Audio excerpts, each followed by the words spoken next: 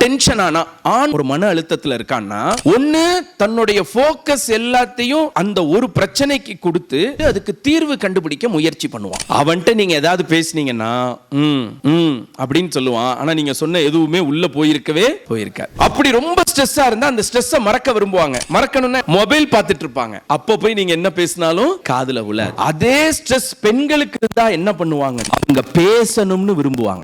Stress ஆனா நான் பேசக்கூடாதுன்னு நினைப்பேன், நான் திங்க் பண்ணணும்னு நினைப்பேன், இல்ல இதை மறக்கணும்னு நான் நினைப்பேன். ஆனா பெண்கள் இதை பேசணும்னு நினைக்கிறாங்க. நான் ஒருத்தட்ட கேட்டேன், ஏன் என் ஒய்ஃப் தான் பேசணும்னு ஆசைப்படுறாங்களே, பேச வேண்டியதானே? அவர் சொன்னார், பேசினாலே பிரச்சனை ஆயிருதுங்க அப்படின்னு. பேசினாலே பிரச்சனைன்னு நினைக்கிற ஆணும், பேசினா பிரச்சனை சரியாயிடும் நினைக்கிற பெண்ணும் சேர்ந்து வாழணும்னு சொன்னா முதல்ல ஒருவரை ஒருவர் புரிந்து கொள்ள வேண்டும். நான் சொல்றது நீங்க உங்க ஒய்ஃபை புரிஞ்சுக்குங்கன்னு சொல்லல, நீங்க உங்க கணவரை புரிஞ்சுக்குங்கன்னு சொல்லல. நல்லா கவனிச்சுக்குங்க, ஆண்களையே புரிஞ்சுக்குங்கன்னு சொல்றேன், பெண்களையே புரிஞ்சுக்குங்க.